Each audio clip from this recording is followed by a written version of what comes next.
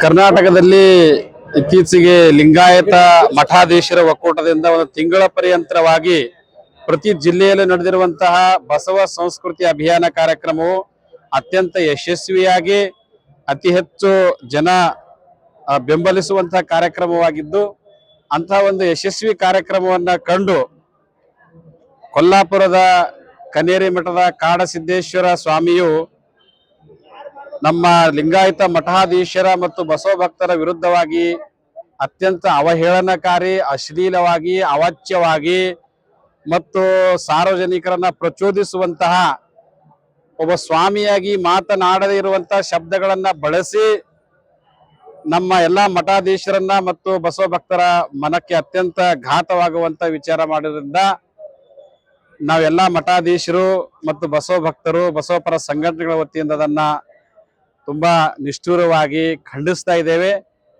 ಮತ್ತು ಆದಷ್ಟು ಬೇಗ ಆ ಕನೇರಿ ಮಠದ ಕಾಡಸಿದ್ದೇಶ್ವರ ಸ್ವಾಮೀಜಿ ಎಲ್ಲ ಬಸವ ಭಕ್ತರಲ್ಲಿ ಕ್ಷಮೆ ಯಾಚಿಸಬೇಕು. ಅಲ್ಲದೆ ಕರ್ನಾಟಕ ಸರ್ಕಾರವು ಅವರ ವಿರುದ್ಧ ಸೂಕ್ತವಾದಂತಹ ಕಾನೂನು ಕ್ರಮವನ್ನ ತೆಗೆದುಕೊಳ್ಳಬೇಕು. ಇನ್ನೊಮ್ಮೆ ಅಂತಹ ಅವಾಚ್ಯ ಶಬ್ದಗಳಿಂದ ಎಂಥ ಶಬ್ದಗಳಪ್ಪ ಅಂತಂದ್ರೆ ಹೆಣ್ಣು ಮಕ್ಕಳನ್ನ ಹೀಯಾಳಿಸುವಂತಹ ಶಬ್ದಗಳಿರ್ಬೋದು, ಅವಮಾನಿಸುವಂತಹ ಶಬ್ದವಾಗಿರ್ಬೋದು ಮತ್ತು ಸುಳ್ಳು ಆಪಾದನೆಗಳು. ಲಿಂಗಾಯತ ಮಠಾಧೀಶ ಒಕ್ಕೂಟದವರು ಬಸವ ಸಂಸ್ಕೃತಿಯಲ್ಲಿ ಮಾಂಸ ಭಕ್ಷಣೆ ಮಾಡಬೇಕು, ಸಾರಾಯಿಯನ್ನ ಕುಡಿಬೇಕು ಮತ್ತು ಗುಡಿಗುಂಡಾರಗಳನ್ನ ಧಿಕ್ಕರಿಸಬೇಕೆನ್ನುವಂತ ವಿಚಾರ ಹೇಳಿದ್ದಾರೆ ಅನ್ನುವಂತ ಸುಳ್ಳು ಆಪಾದನೆಗಳನ್ನ ಕೊಟ್ಟಿರ್ತಕ್ಕಂಥ ಸ್ವಾಮೀಜಿ ಇವೆಲ್ಲವೂ ಕೂಡ ಸಮಾಜದಲ್ಲಿ ಅಶಾಂತಿಯನ್ನ ಮೂಡಿಸುವಂತಹ ವಕ್ತವ್ಯವಾಗಿದ್ದು ಅದನ್ನು ನಾವು ವಿರೋಧಿಸ್ತಾ ಇದ್ದೇವೆ.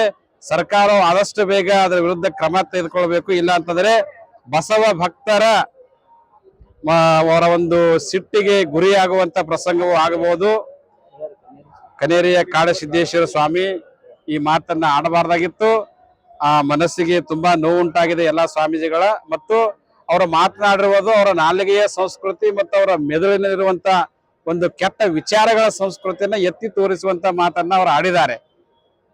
ಒಬ್ಬ ಸ್ವಾಮಿಯಾಗಿ ಒಳ್ಳೆ ವಿಚಾರಗಳನ್ನ ನಾಲಿಗೆಯಿಂದ ಬೋಧೆ ಮಾಡ್ತಕ್ಕಂತ ವ್ಯಕ್ತಿ ಅತ್ಯಂತ ಜನಸಾಮಾನ್ಯರು ಕೂಡ ಮಾತನಾಡದಂತಹ ಶಬ್ದಗಳನ್ನ ಬಳಸಿ ತನ್ನ ಈ ಅವಿವೇಕತನವನ್ನ ಅವರು ತೋರಿಸಿದ್ದಾರೆ. ಅದಕ್ಕೆ ನಾವು ಸಂಪೂರ್ಣವಾಗಿ ಖಂಡಿಸ್ತಾ ಇದ್ದೇವೆ, ವಿರೋಧಿಸ್ತಾ ಇದ್ದೇವೆ. ಸರ್ಕಾರವು ಆದಷ್ಟು ಬೇಗ ಕ್ರಮ ತೆಗೆದುಕೊಳ್ಳಬೇಕೆಂದು ತಿಳಿಸ್ತಾ ಇದ್ದೇವೆ. ನಮ್ಮ ಸಮಿತಿ ಅಥವಾ ಅಷ್ಟೇ ಅಲ್ಲದೆ ಅನೇಕ ಬಸವಪರ ಸಂಘಟನೆಗಳು ಮತ್ತು ಈ ಬಸವ ಚಳವಳಿಯ ಅನೇಕ ನಾಯಕರು ಕೂಡ ಮಠಾಧೀಶರು ಕೂಡ ಅವರ ಮೇಲೆ ಕಾನೂನು ಕ್ರಮ ತೆಗೆದುಕೊಳ್ಳುವಂತಹ ಒಂದು FIR ಮಾಡುವಂತ ವಿಚಾರವು ಕೂಡ ನಡೀತಾ ಇದೆ. ಏನು ಮಾತಾಡ್ತಾ ಇದ್ದಾರೆ ಯಾಕಂದ್ರೆ ಆ ಸ್ವಾಮೀಜಿ ಅವರು ಒಂದು ವಿಶೇಷವಾದಂತಹ ಕೋಮುವಾದಿ ಸಂಘಟನೆಗಳು ಪಕ್ಷಗಳ ಬೆಂಬಲದಿಂದ ಈ ಮಾತನ್ನ ಅವರು ಆಡಿದ್ದಾರೆ. ನಾವು ಸಮಾನತೆಯನ್ನ ಸಾರ್ತಕ್ಕಂಥ ಬಸವಾದಿ ಶಿವಶರಣರ ಪರಂಪರೆಯವರಾಗಿದ್ದು ಅವರು ಕೋಮುವಾದಿಗಳ ಪರಂಪರೆಯವರ ಜೊತೆ ಕೈ ಜೋಡಿಸಿ ಇಂತಹ ಮಾತುಗಳನ್ನ ಆಡಿದ್ದಾರೆ. ಅವರಿಂದ ಇದನ್ನೇ ನಾವು ನಿರೀಕ್ಷಿಸಕ್ಕೆ ಸಾಧ್ಯ ಇದೆ. ಒಳ್ಳೆಯ ವಿಚಾರಗಳು ಎಂದು ಕೊಡೋದಕ್ಕೆ ಸಾಧ್ಯ ಇಲ್ಲ.